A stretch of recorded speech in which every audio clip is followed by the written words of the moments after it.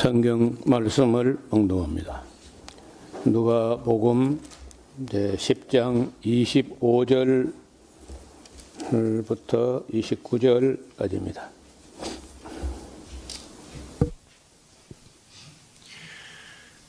어떤 율법사가 일어나 예수를 시험하여 가로되 선생님, 내가 무엇을 하여야 영생을 얻으리이까? 예수께서 이르시되 율법에 무엇이라 기록되었으며 내가 어떻게 읽느냐? 대답하여 가로되 내 마음을 다하며 목숨을 다하며 힘을 다하며 뜻을 다하여 주 너의 하나님을 사랑하고 또한 내 이웃을 내 몸과 같이 사랑하라 하였나이다. 예수께서 이르시되 내 대답이 옳도다. 이를 행하라. 그리하면 살리라 하시니 이 사람이 자기를 옳게 보이려고 예수께 여짜오되 그러면 내 이웃이 누구오니이까?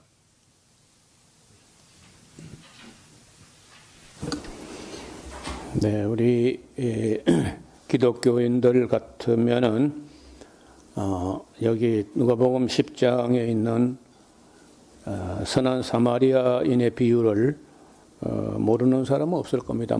듣고 여러 차례 들어서 또 이게 굉장히 어려운 이야기도 아니고 짧고 간단한 이야기인데, 그러나 율법학자가 예수님을 찾아왔다는 걸 보면은 거기 시골 같지는 않고 이미 예루살렘에 도착했을 때로 봅니다.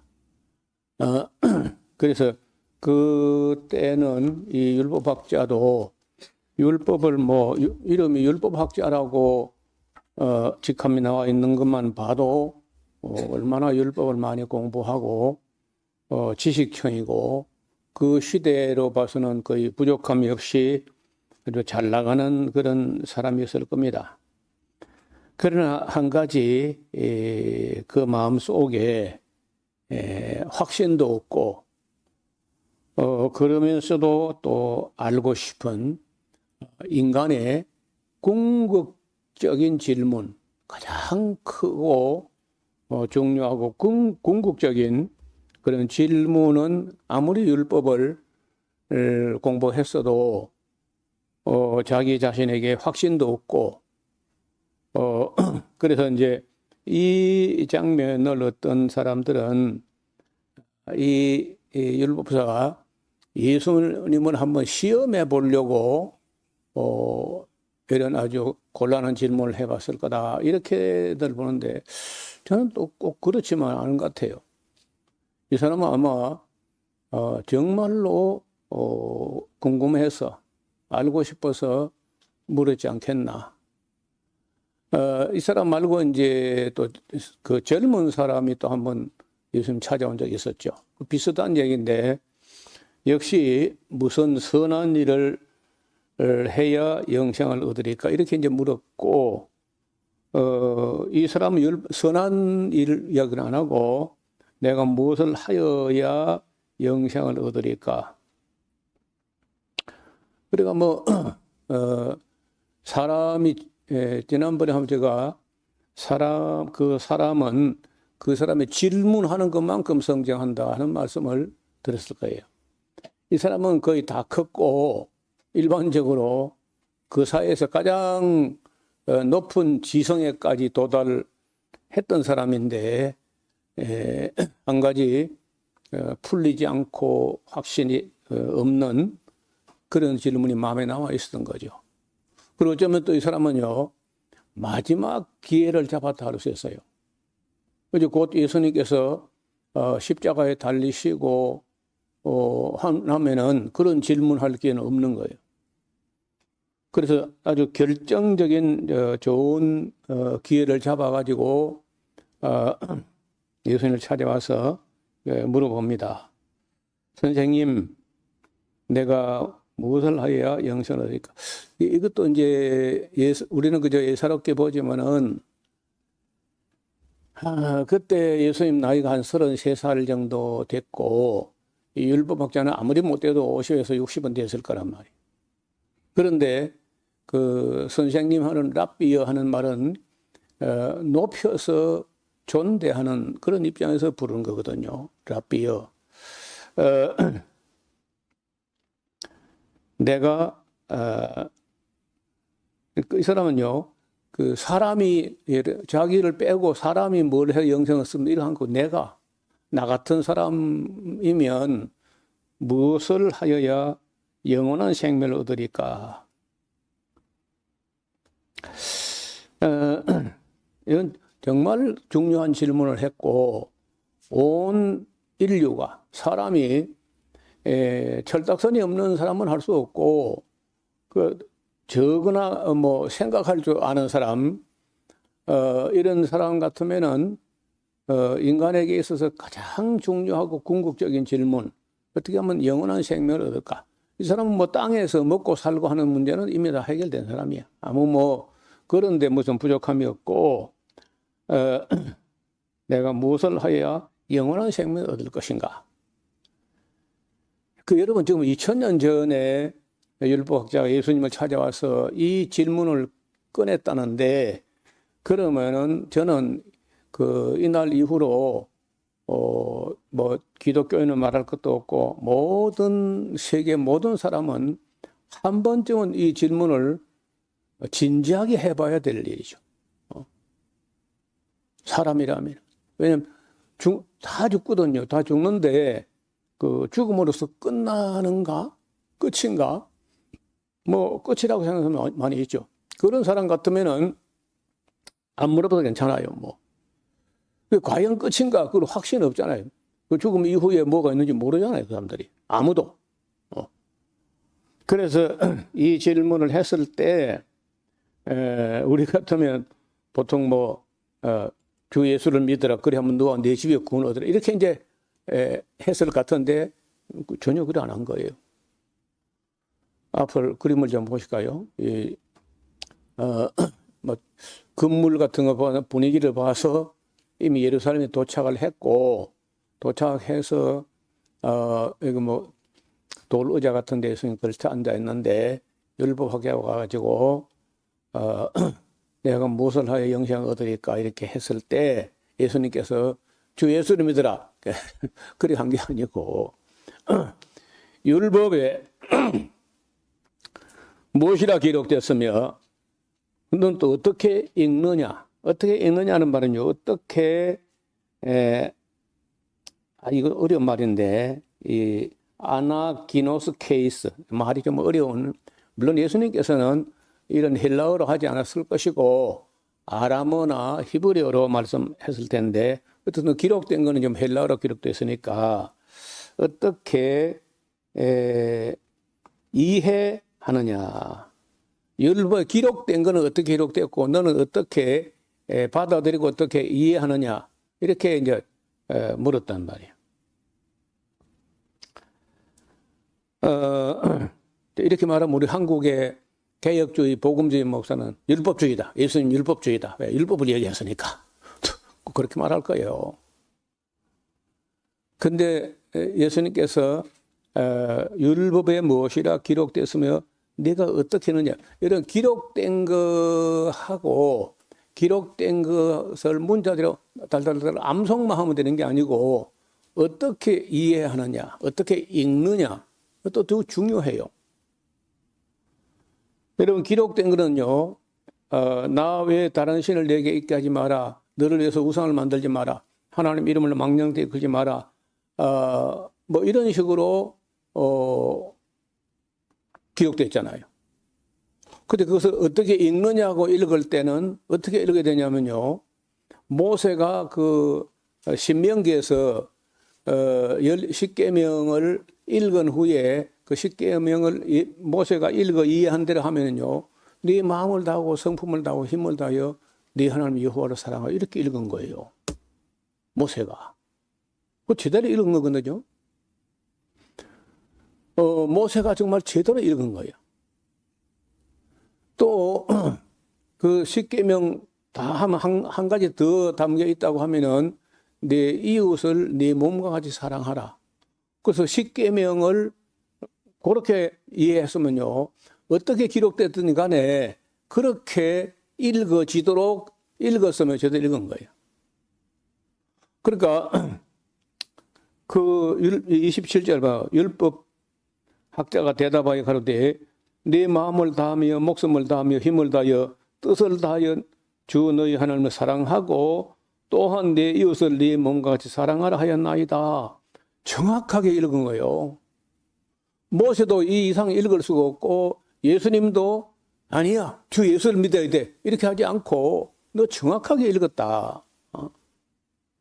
기록된 것은 뭐 보존되어 있으니까 문제는 기록된 걸 어떻게 읽느냐. 여러분, 이 어떻게 읽냐 때문에 잘못 읽어가지고 교단이 끝없이 나눠지는 거예요. 기록된 거는 성경 그대로인데 어떻게 읽느냐, 어떻게 이해하느냐, 어떻게 해석하느냐 따라서 입장차가 갈라지고 자꾸 교단이 갈라지는 거거든요.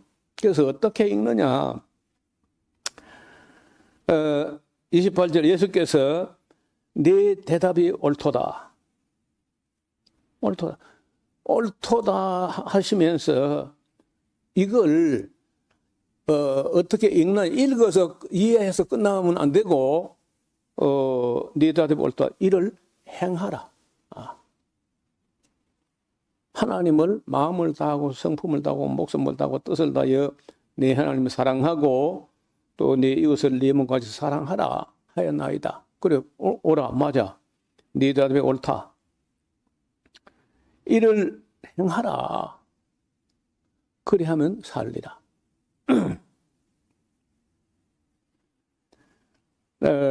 그러면 여기서 이 율법학자가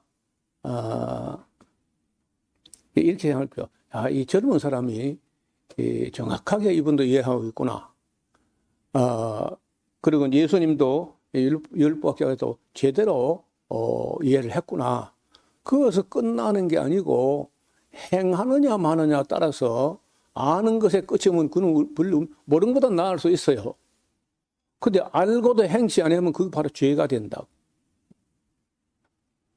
그래서 이 사람이요, 자기를 옳게 보이려고 예수께 여쭤오되 그러면 내 이웃이 누구오니까?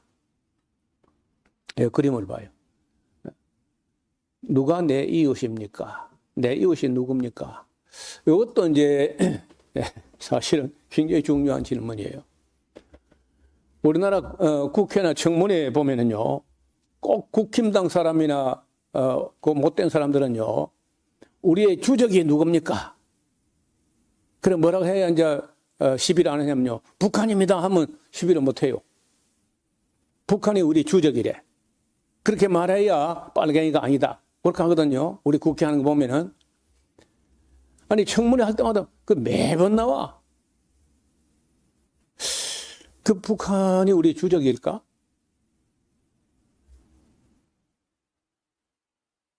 우리 이웃이 아니고, 우리 형제가 아니고, 한 동포가 아니고, 우리 주적이라고? 그래서 때려 죽여야 된다고? 멸공해야 된다고? 그 이승만주의지. 그건 민주주의가 아니야. 그건 민족주의도 아니고, 민주주의도 아니고, 이승만주의. 멸공주의, 반공주의. 기껏 해가지고 반공주의, 그 멸공주의, 그건 무슨 자랑이랍시고, 그 국회 청문회 와서 장관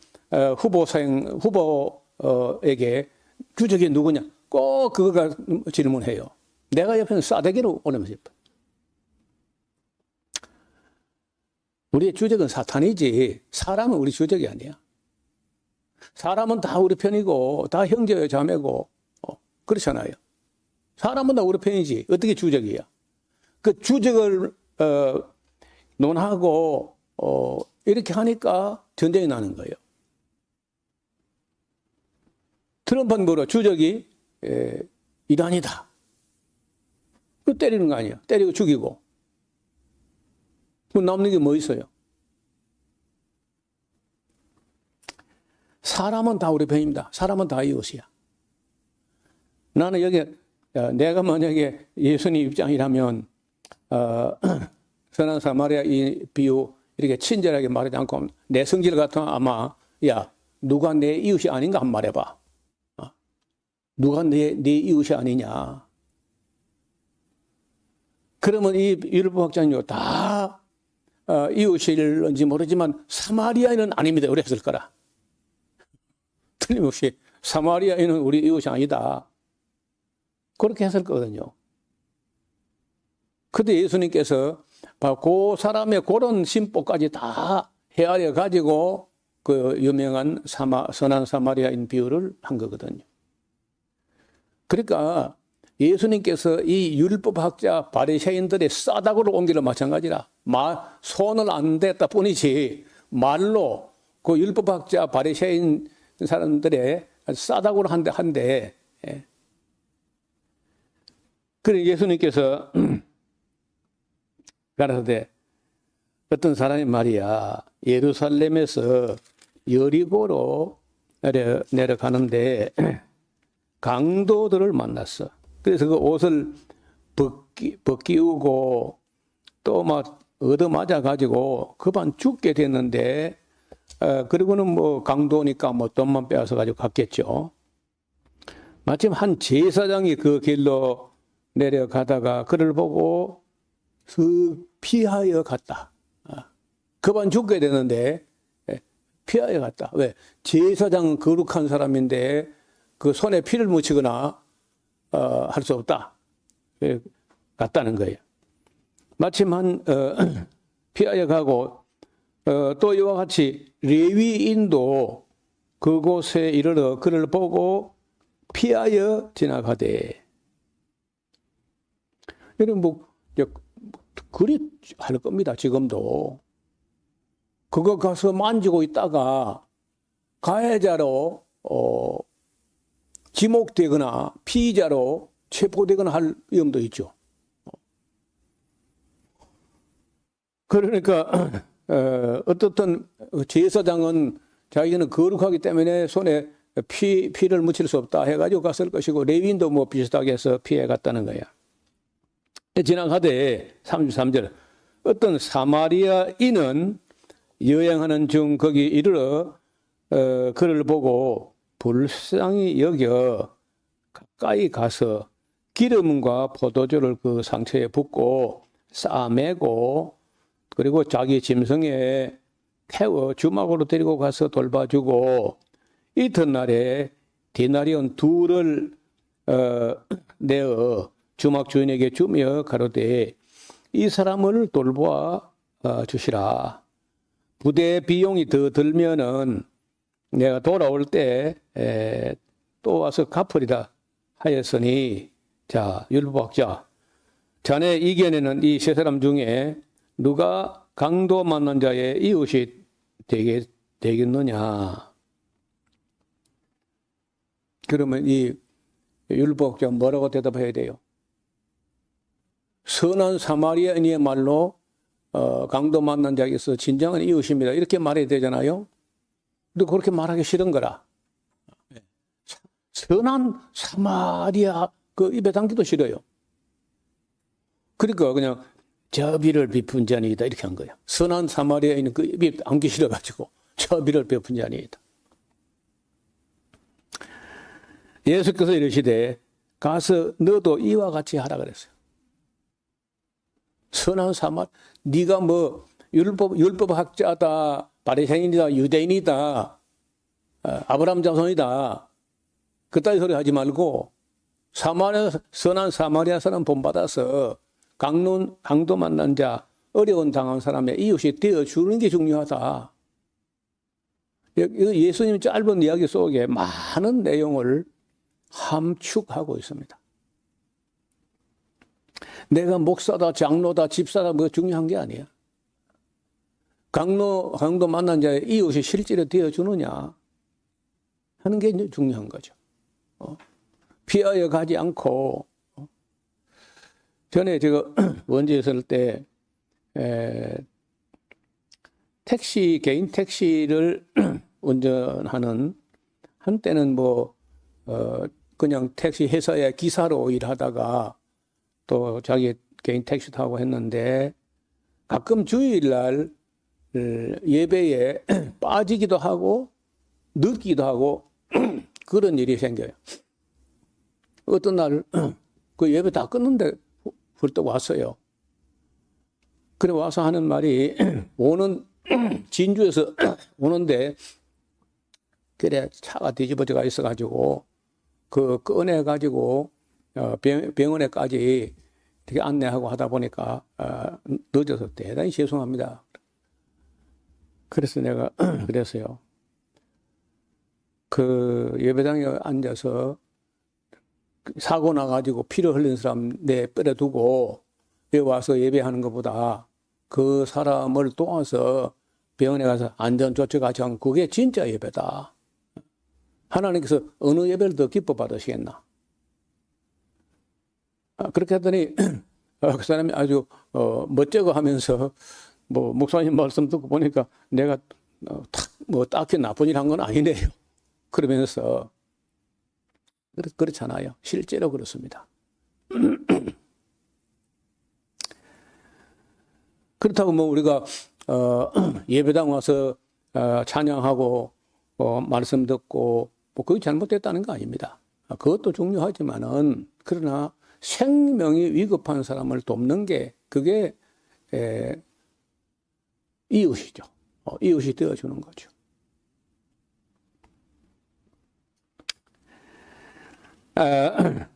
여러분 우리가 이 세상에서 뭐 정치, 경제, 사회 뭐 가장 중요한 문제가 늘 정치죠. 정치. 그다음에 정치 다음에 경제. 그리고 이제 세 번째 가서 사회 문제를 들고 나옵니다. 정치가 필요하죠. 아무리 뭐 어떤 분이 말하기를 아무리 악한 정부도 무정부보다 낫다 그래요. 근데 어떤 사람은 그게 아니야. 무정부보다 나은 정부는 없다. 그런 사람들은 이제 아나키스트라고 무정부주의자. 여러분 아나키스트라고 하는 그런 무정부주의자 중에 나쁜 사람이 거의 없습니다. 인류 역사에 정부가 하는 못된 짓을 너무 많이 보고 아무리 좋은 정부도 무정부보다 좋지 못하다. 그래서 가장 작게 다스리는 정부가 가장 좋은 정부다. 그렇게 말하는 그 철학자들이 상당히 많이 있어요. 우리나라 신채호 단재, 신채호 같은 분도 그 아나키스트예요. 여러분 그 지난번에 영화 본 그 일본에서 투쟁했던 박열과 가네코 후미코 뭐 연인이죠. 연인 부부도 아니고 둘 다 아나키스트거든요. 무정부주의자야. 일본 정부나 한국 조정이나 볼 때 정부 없는 것보다 훨씬 더 못하다. 실제로 그렇게 했거든요. 그래서 무정부라는 건 어떻게 하냐면요. 아무 조직도 없냐. 그건 아니야. 협동조합 같은 공동체로 살아가면 좋다는 거예요. 협동조합 같은. 그런 공동체, 막, 몇천만, 몇억 이런 해가지고, 거대한 악의 무리를 만드는 그런 정부, 그런 국가보다 그저 50명, 100명 정도의 그런 공동체, 협동조합 같은 공동체를 만들어서 서로 도우며 살아가는 그런 세상이 훨씬 더 낫다. 이런 그런 사회가 어느 사회냐. 그 미국의 옛날에 인디언이 그랬어요. 뭐, 아파치 족, 수우족, 코만트족, 뭐, 이런 여러 가지, 여러 이름의 그런 그 인디언 부족들이 있는데, 그게 공동체입니다. 거기는요, 내게 없어요. 내게 없고, 다 공동소유야. 공동소유. 여러분, 만약에 매일같이 먹어야 되기 때문에, 나가서 이제 먹으려면 사냥을 해야 돼요. 그 사냥을 나가면은 대체로 젊고 용감하고 빠르고, 그리고 뭐, 이런 그 칼이나 창이나, 뭐 활이나 이런 걸 잘 쏘는 그런 사람들이 나가서 사냥해서 잡아오죠. 뭐 들쏘나 뭘 하나 잡아오면은요, 그게 10명이 나가서 잡아오면은요, 그 균등하게 다 같이 갈라먹습니다.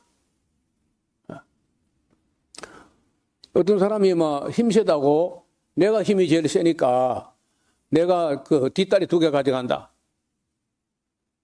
그럼 나머지 8명 뭘 먹고? 뿐만 아닙니다. 사냥에 안 나갔던 사람들에게도 먹을 것이 돌아가요. 여자와 어린 나이 사냥할 수 없는 사람에게도 먹을 게 돌아갑니다. 아무 문제 없다는 거예요. 그게 이제 공산주의인 거예요. 사실은. 그게 공산주의고, 그게 협동조합이고, 그게 사회주의고, 그 자본주의는 없어, 거기는. 그래서 그들에게는 아무런 불만이 없고, 원망할 어떤 정보가 있는 것도 아니고, 그런데 잘 또 살아서 몇천 년이나. 그렇게. 가끔 이제, 어느 부족 사람들이 억울하게 누구에게 죽었다든지 하면은, 그 때문에 족장들, 인디안 추장하고 모여가지고 합리적으로 논의를 해가지고 처벌할 건 처벌하고 그렇긴 해요. 해도 굉장히 공평하게 다 같이 갈라 나누는 그렇게 했다고. 그런데 정부라든지 정치, 그다음에 경제라는 마인드가 들어오게 되면서 무슨 정치학이 있고 경제학이 있고 하지만은 여러분 이게 왜 문제가 나냐면요. 나누지 않기 때문에 문제가 나는 거예요. 나누지 않기 때문에. 그래서 가장 중요한 정치 다음에 경제는요. 성장만 하면은 그건 자본주의가 돼요. 기업 자본주의. 오늘 미국이 추구하는 거. 기업 자본주의. 성장만 하나. 나누자고 하면은 바로 빨갱이 몰고 공산주의로 몰아갑니다. 트럼프가 그래요. 지금도 입만 벌리면 빨갱이, 입만 벌리면 공산주의. 어제 그저께인가 보니까 미국에서 이 자본주의 만약에 트럼프가 하는 저게 자본주의고 저게 우파고 하면은 실망천만했다 하면서 미국이 갑자기 사회민주주의 운동이 나가지고 지금 군데 보궐선거 하는 데마다 전부 사회당 쪽으로 약간 사회주의 쪽으로 약간 민주주의 쪽으로 한 사람들이 모조리 당선되고 트럼프 쪽에서 트럼프가 추천했거나 트럼프 방식으로 하는 사람 모조리 탈락을 하는 거예요. 줄줄이 다. 그리고 우리 한국 여자 중에 프란체스카 홍이라는 여자가 있는데 이 사람이 한국 여자면서 약간 그 사회민주주의 쪽으로 그렇게 늘 바른 말을 하는 사람이야. 평소에. 그래 해오던 사람인데 후보로 그 경선에 나가기 전까지는 그 여론조사에서는 지지율 1위로 앞서 있었어요. 20%는 앞서 있었어요. 근데 막상 투표를 해가지고 경선 투표하니까 달라지는 거예요. 떨어져. 아직도 미국 사람들 자본주의 없으면 우리 죽는다 이렇게 생각하는 마인드가 있는 거예요. 내가 늘 가슴 아파하는 얘기가 있는데 그 노회찬이라는 사람이 있어요. 돌아가셨는데 이분은 참 노동자, 약자, 가난한 자, 집 없는 사람, 청소부 이런 사람을 정말 지극정성으로 챙기고 그리고 그들 대변하고 일평생 그래 살아요. 변함없이. 그런데 막상 선거가 되면요. 그 노동자, 가난한 자, 청소부 이런 사람들이 그 노회찬 안 찍는 거예요. 그래서 참 그 해아래 이것도 참 큰 폐단이다. 그래 미국이 조금 이제 턴을 하는데 여러분 그 뉴욕이라 하면 그 미국의 상징 아니겠어요? 뉴욕이란 나라가. 뉴욕과 워싱턴이라는 데가 정치하면 워싱턴, 경제하면 뉴욕인데 그 뉴욕에서 뉴욕 시장이요. 조란 맘단이라고 하는 사람이 시장이 됐는데 놀랍게도 사회주의장인 거예요. 사회주의자일 뿐 아니라 나이가 34살밖에 안 돼서 나이가 34살. 그보다 더 놀라운 것은 무슬림이야. 미국 땅에서 무슬림이고 나이는 34살밖에 안 되고 사회민주당 소속이라. 근데 시장이 당선됐다고. 그러니까 경제적으로 뉴욕 사람들이 그 자본주의의 심장과 같은 뉴욕에서 이 자본주의를 하니까 부자가 트럼프 같은 놈들이 다 가져가 버리고 그 노숙자하고 뭐 이 마약 환자 그 집 없는 사람들 무주택 이런 사람들이 막 줄줄이 늘어나고 우리 혜택도 없고 뭐 이런 걸 보더니 그래 이 자본주의가 안 되는 거다 하고 34살밖에 안 되는 조란 맘다니가 사회주의자고 무슬림인데 뉴욕 시장이 됐다니까. 그 이후로도 줄줄이 사회민주주의, 여러분 사회주의에다가 민주주의를 더하면요, 그건 시장 경제도 인정하고 공산주의가 다른 문제야.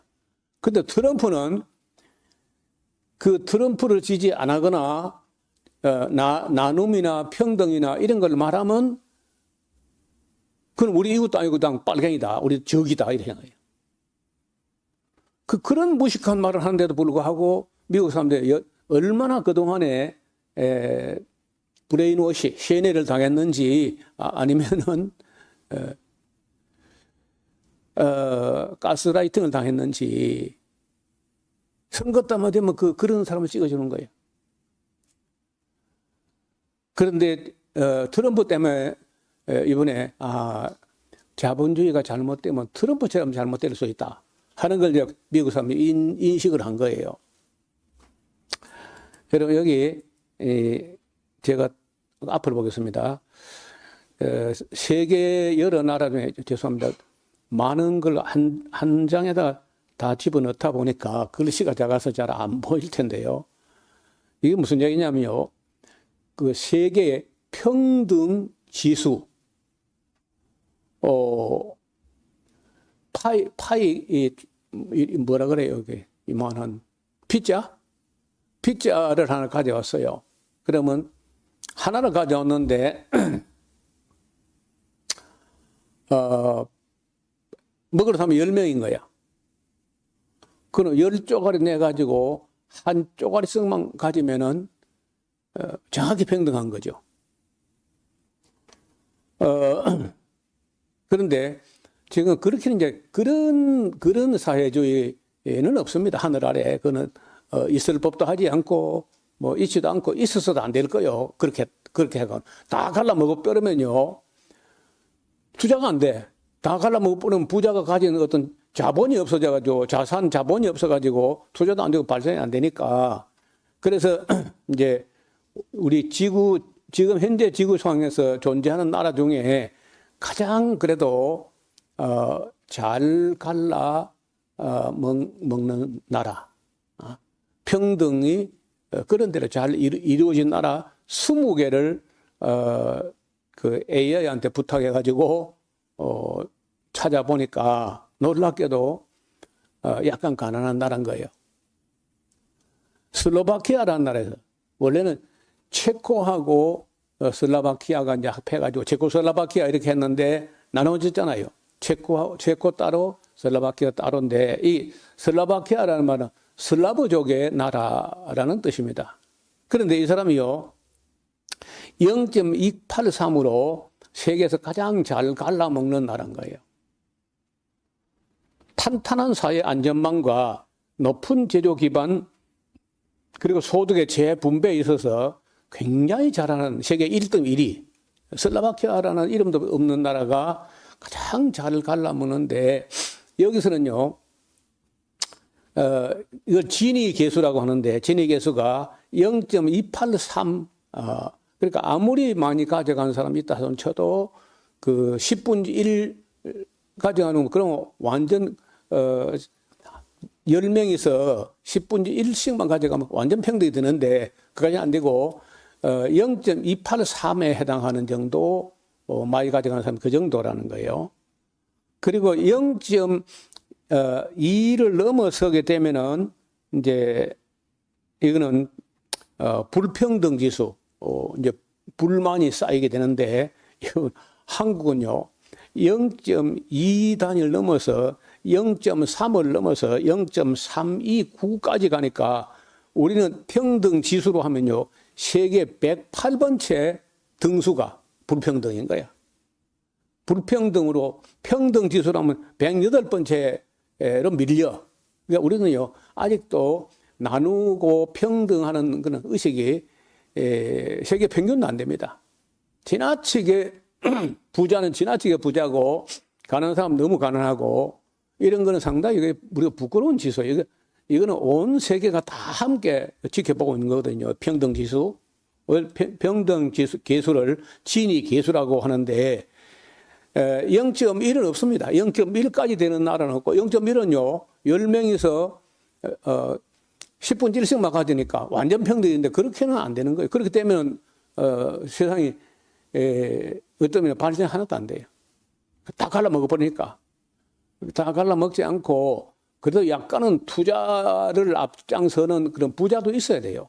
근데 지나치게 부자가 너무 부자가 돼가지고 그걸 움켜쥐고 그걸 다 자기 개인 소유로 만들어 버려가지고 욕심부리고 그리고 또 조세 도피처로 자기 자본을 빼돌려가지고 지 혼자 잘 먹고 잘 살고 이제 이렇게 하면 이건 잘못된 거예요. 어쨌든 우리는 아직은요 다른 모든 면에서 우리나라는 앞서 있지만은 이 평등 지수에만큼은요 우리가 100번째를 넘어갔다는 거예요. 그래서 아직은 조금 더 경제적인 측면에서 이웃 생각을 하는 부자들과 정치인들이 누가 내 이웃인가 묻지 않고 모두가 다 이웃이다. 사람은 다 우리 이웃이다. 북한도 우리 이웃이고 이렇게 이웃이라는 개념을 좀 새롭게 정립을 해야 돼요. 그런데 니파, 내파, 좌파, 우파 이렇게 이제 싸우는 세상은요. 그건 아주 저급한 수준이 아주 낮은 사람들의 정신 상태가 그래요. 예수님께서 누가 내 이웃입니까? 묻는 율법학자에게 네가 가서 어려움 당한 사람의 이웃이 되어주라는 얘기거든요. 어렵지 않은 사람은 이웃 될 필요가 없어. 그 사람들은 나 도와도 괜찮아. 우리가 뭐 부자 도울 필요는 없습니다. 우리가 미국 도울 필요는 없어요. 약한 자, 가난한 자에게 이웃이 되어주는 게 예수님 뜻이지. 성경은요, 부자에게 주는 자는 망한다고 되어 있어요. 그래서 이 평등지수라는 걸 또 보면요, 슬로바키아, 슬로베니아, 벨라루스, 이 벨라루스라는 나라는 백러시아라고 하는데 그 모스크바에서 상트페테르부르크로 쭉 서북쪽으로 가다 보면은 그쪽 아래쪽으로 벨라루스라는 나라가 있습니다. 세계에서 미녀가 제일 많기로 소문난 나라고 미녀들이 해외로 나가면 다 남자놈들이 다 꼬셔가지고 안 돌려보내고 자꾸 주저앉히고 하니까 여성들, 젊은 여성들 출입 금지할 정도로 여성들이 아름다운 나라예요.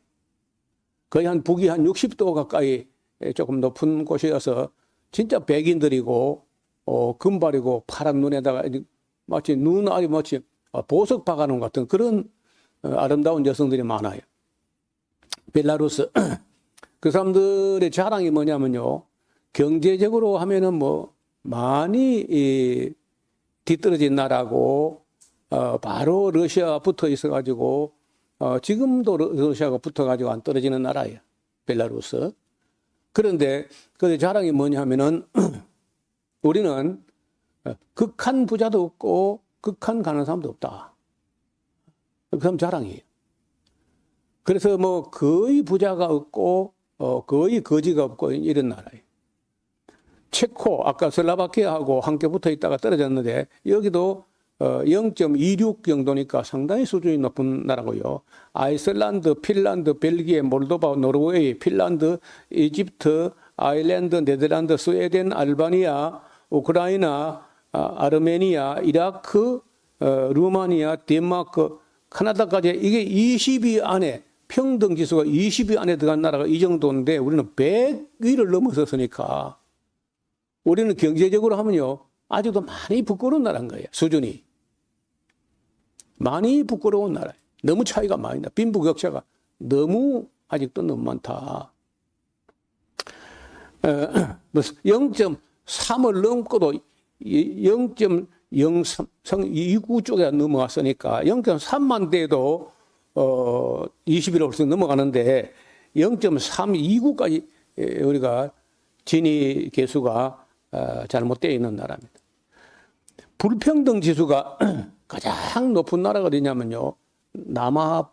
남아프리카 공화국 그 아파르트헤이트라고 그 인종 차별하고 했던 나라.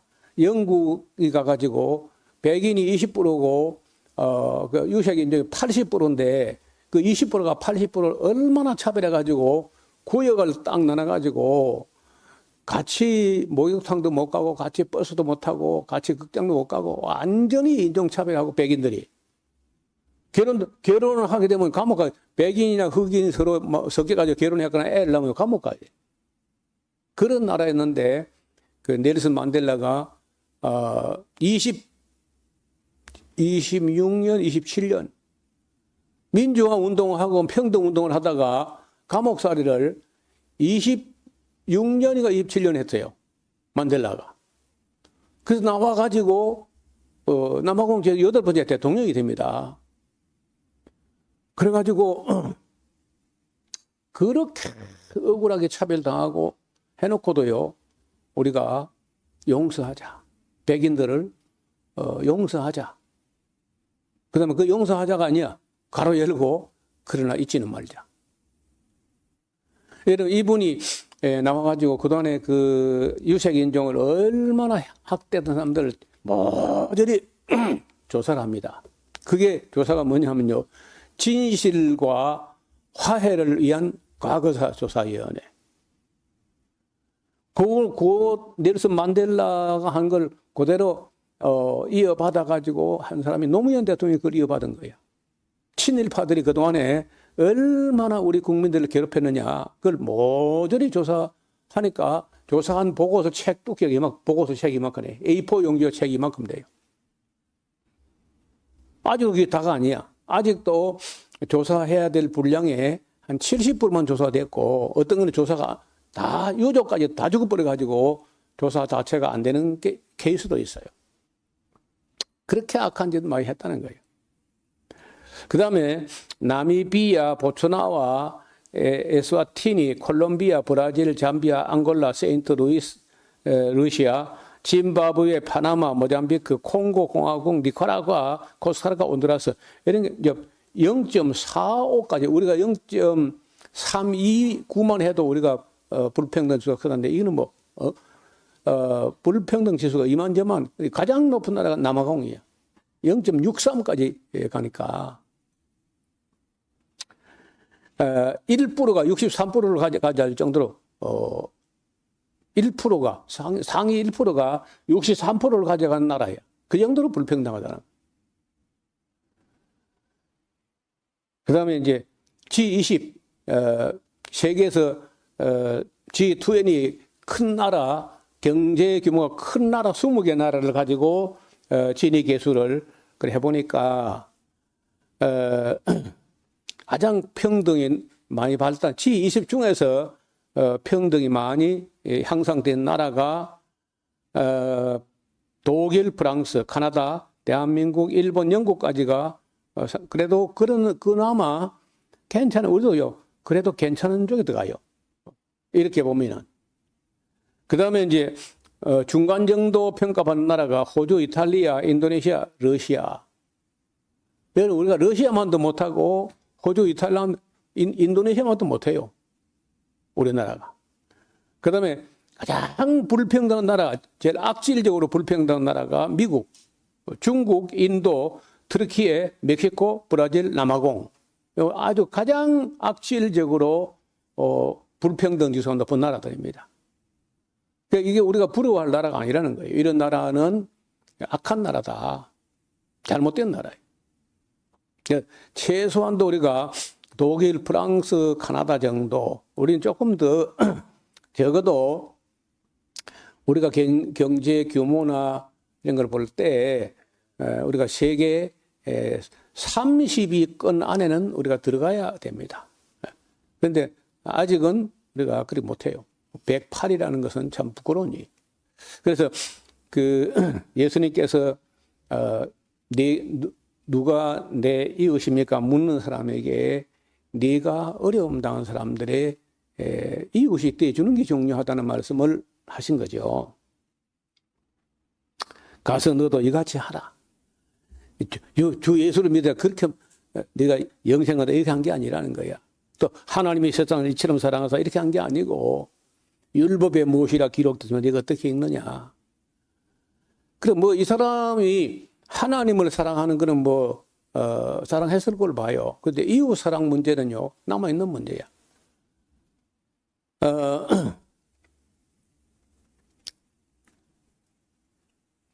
38절입니다. 저희가 길 갈 때에 예수께서 한 촌에 들어가시는데 어디냐면요, 마리아 마르다 나사로가 사는 집으로 갔어요. 마르다라 이름하는 한 여자가 자기 집으로 영접합니다. 그에게 마리아라는 동생이 있어 주의 발 아래 앉아 그의 말씀을 듣더니 마르다는 준비하는 일이 많아 마음이 분주한지라 예수께 가로되 내 동생이 나 혼자 일하게 두는 것을 생각지 아니하시나이까. 저를 명하사 언니를 좀 도와줘라. 그렇게 예수님께서 말해야 될 거 아닙니까? 하고 예수님이 한 수 가르치려고 그래요. 제발 좀 나를 도와주러 하소서. 주께서 대답하여 가라사대 마르다야 마르다야 네가 많은 일로 염려하고 근심하나 그러나 몇 가지만 하든지 혹 한 가지만이라도 족하다. 마리아는 이 좋은 편을 택하였으니 빼앗기지 아니하리라 하시니라. 그래서 배고픈 사람들 시병을 손님에게 음식을 준비하는 것도 중요하죠. 그래 음식을 준비해서 대접하는 것도 중요하지만은 예수님을 머쓱하게 혼자 가만히 있게 하는 것도 그 도리가 아니다는 거예요. 예수님 말씀을 듣고 하는 것도 좋은 쪽을 택했다. 그래 어떤 사람은 이 부분을 이야기할 때 마리아를 예수님 발 아래의 여인이라. 예수님 발치에 앉아가지고 그 예수님을 말씀을 듣는데 그것이 더 좋은 대접일 수 있다. 그 음식 준비하지 마라 그런 게 아니고 몇 가지만 해도 좋고 한 가지만 해도 충분하다. 우리가 맨날 어디 먹으러 다니고 그런 게 인생 아니잖아요. 혹 한 가지만이라도 족하니라. 마리아는 이 좋은 편을 택하였으니 빼앗기지 않을 걸 이렇게 이제 하셨는데 그래서 우리가 열심히 일하고 어려움 당한 사람 돕고 그런 것도 중요하지만은 또 예수님 말씀을 잘 듣는 것도 또 더 좋은 편일 수 있다. 그래서 여러분 어디 가면 그렇잖아요. 음식은 열심히 대접하면서 그 말은 안 들어버린다. 그건 무시하는 거죠. 그래서 그 사람의 말을 잘 들어주는 것. 하나님도 마찬가지. 하나님 말씀을 잘 들어주는 게 더 소중할 수 있다는 거예요.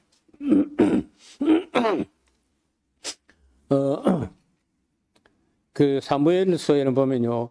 듣는 것이 하나님 말씀 잘 듣는 것이 수양의 기름보다 낫고 순종이 제사보다 낫다. 그런 말씀을 하신 거예요. 그 순종하려면 들어야 돼요. 듣는 것이 수양의 기름보다 낫고 순종이 제사보다 낫다. 그러니까 제사 준비하고 음식 준비하고 하는 것보다도 잘 듣는 거, 순종하는 거 이게 더 하나님 기뻐하는 제사가 된다는 겁니다.